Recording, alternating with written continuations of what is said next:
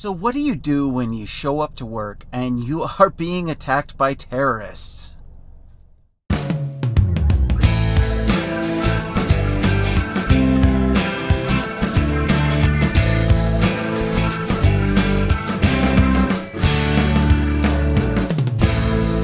Hi, welcome back to the Colorblind Architect Podcast. I'm your host, David. And no, I'm not being attacked by terrorists. Okay, maybe. I don't know. Maybe I am. Okay, so let me explain. So one of the projects that we're working on has been under attack by a group that they think that they're trying to protect the tenant rights of some rental housing that we would be tearing down with the project that I've designed.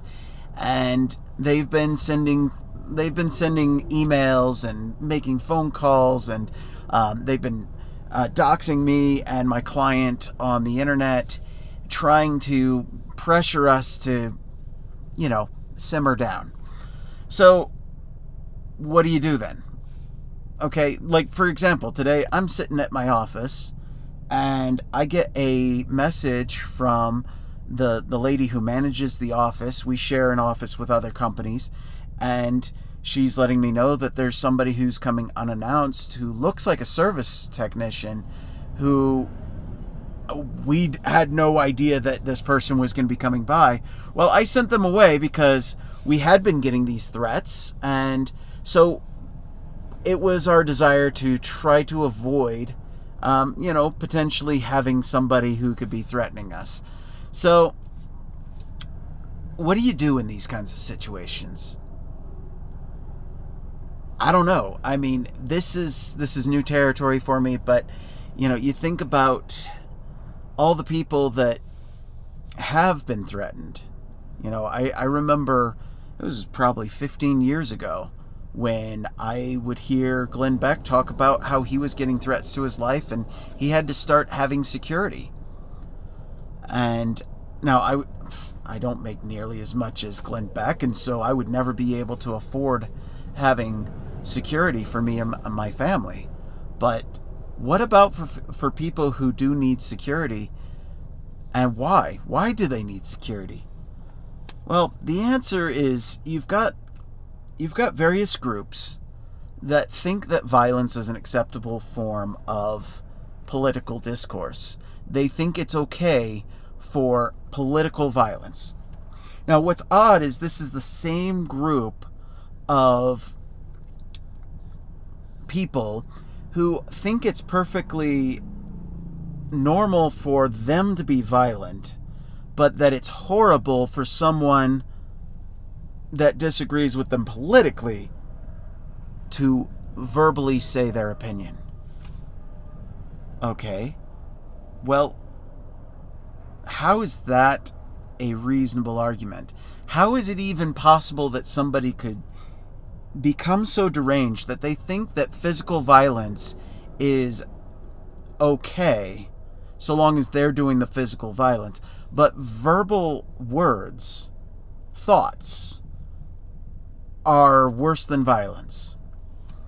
They say, a lot of these leftists, they say words are violence. And it's like, okay. Well, so this particular group of protesters, they are actually a leftist group. They support communism, and they want to destroy us. They want to destroy our project. And it's really irritating. But you wonder, how in the world do people come to the point where they think that that's an acceptable form? And I've been putting a lot of thought into this and wondering, what does drive somebody to think that violence and evil are okay? The more I think about it, the more I think part of the answer is they have stopped listening to God. They've stopped trying to seek God. And by that, that's a really loaded statement, right? That's a really loaded comment. So the question is that actually the answer? Well, let's put it this way. When you turn your you turn away from God, what are the effects? Well, slowly you start thinking that certain things are okay and that maybe the things of God are bad in your mind. You start viewing the world through a materialist viewpoint. And what do I mean by a materialist viewpoint? So a materialist viewpoint would be one where you see only the material world and not the spiritual world. You only see there being what exists physically here. It's a really easy thing to happen to you when you don't believe in God or you don't believe in some kind of spirituality, right? So why is that? Well, when you believe in some sort of spirituality, you believe that there's something more. You believe that there is a higher plane of existence. And in so doing, you start seeing this world as not just what is, but also what can be. One of the things that I remember fondly from architecture school was learning about some of the philosophies of Plato with regards to forms. I found it really fascinating studying when Plato talks about Platonic solids, right? So if you've heard anything about Plato, he talks about the Platonic solids, and it's basically the simplest forms based on shapes, right? So you've got the tetrahedron, the cube, you've got the dodecahedron, and icosahedron, and there's a few different shapes. Now, before I dither too much, what's fascinating about his philosophy about forms is forms are a perfected geometry. Perfected in that we can conceptualize exactly what a sphere is like, right? We know, based on the math, we can say this is a perfect sphere or this is a perfect cube. Now, try to build that. And this is something that in architecture school we actually had to do. We actually had to build the Platonic solids in some kind of medium. I chose wood. Most people did, just because we had a really nice wood shop in the architecture school. And so when you try to make a Platonic solid, you'll very quickly learn that it is impossible for you to make the perfect Platonic solid. Now, why is that? Well, to make a perfect Platonic solid, you would have to machine this solid, this material, so perfectly, so as to make sure that there's not any flaws.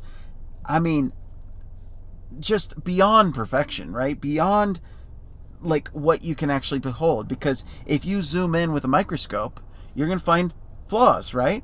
And here's another problem. The table saw, the lathe, the bandsaw, any of these wood shop equipment pieces, no matter how good a quality of a tool it is never a perfect tool, because after all, we are humans and we are imperfect, so we make imperfect tools. Can you make a perfect Platonic solid with an imperfect tool? Here's where the genius is in the concept. You can't.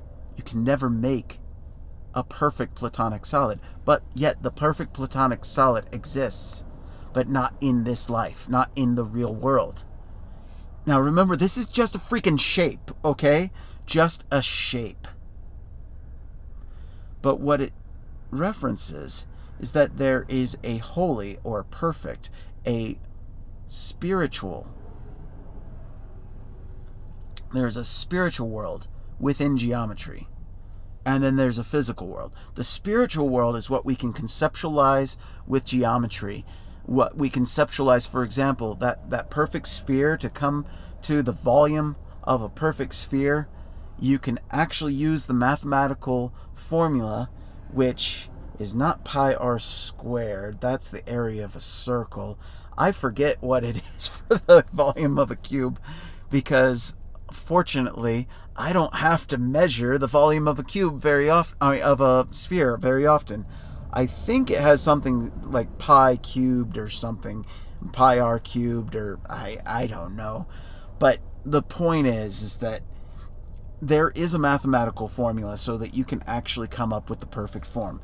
Now, why does this have anything to do with our life? So in religion, we have the same thing, right? In religion, we have the perfect world, or heaven, right?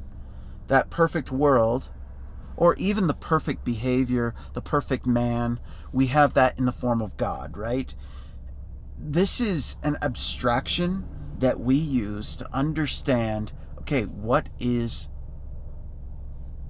the goal? What are we shooting for? So, for example, if you say there is no God, what are you basically saying? You're basically saying that there is no goal.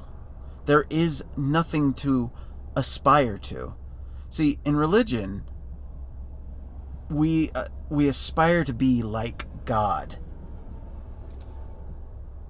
Well, if you don't believe in God, then you have nothing to aspire to. Or if you're aspiring to something less than God, then you're aspiring to something less than perfect, which means that you're aspiring to something that has flaws already. So, why do we aspire to be like God? And who is this God? What is God?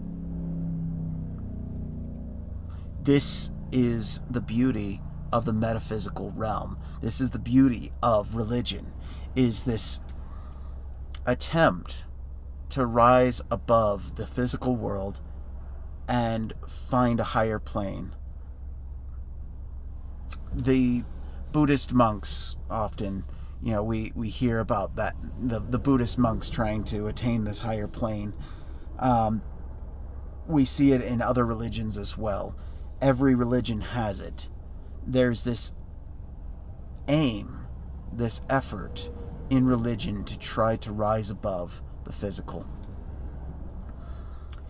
And so when it comes down to people who say they don't believe in God, see, for me, God does not necessarily have to be some magical being up in space.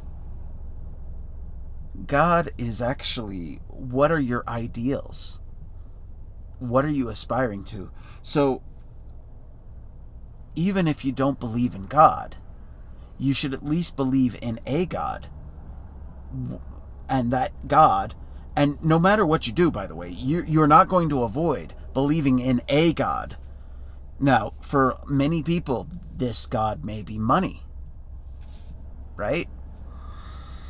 So, if your God is money, then you're constantly chasing the almighty dollar, and that's all you care about. And so, if you're chasing the almighty dollar as your God, then what is going to happen to you when you have questions of, for example, charity? Well, Charles Dickens, he dealt with this in the book A Christmas Carol, and we all know the story. Ebenezer Scrooge, all he cared about was money. He didn't care about others. So, to what is the God that we aspire? Well, for Christians, we believe in Jesus Christ as God. Well, what does that mean? Well, to understand why we aspire to be like Jesus Christ, then you have to study who Jesus Christ is and figure out why should I want to be like him? Well, you look at his traits, you look at what he did, how he thought, what he believed, but most importantly, how he behaved to others, how he treated others, what were his actions. And when you follow that, then you see why there's so many people who want to be like Jesus, because they see him as this perfectly compassionate being that is driven by love and not by greed. not by power. There's so many different competing morals, principles, so many different competing ideals that we could be going after. Now, for leftists, especially the communist sort, the Marxist sort, who've been attacking my company that I work for, their God is Karl Marx, and their heaven is communism. It's a religion nonetheless, okay? You can't avoid having a religion. Even atheism has a religion of sorts. There is the religion of atheism, and the God is the non-existence of God. Now, you might be thinking, Dave, how does that work? Okay, well, study it out. Think about it. Because no matter what you do, you're going to have ideals. And those ideals drive you. That is your God. So, how do we solve this? How do we stop having terrorism? How do we stop having people who would use their religion or their political ideology as an excuse to harm others? The answer is come unto God. Just make sure that you know who your God is.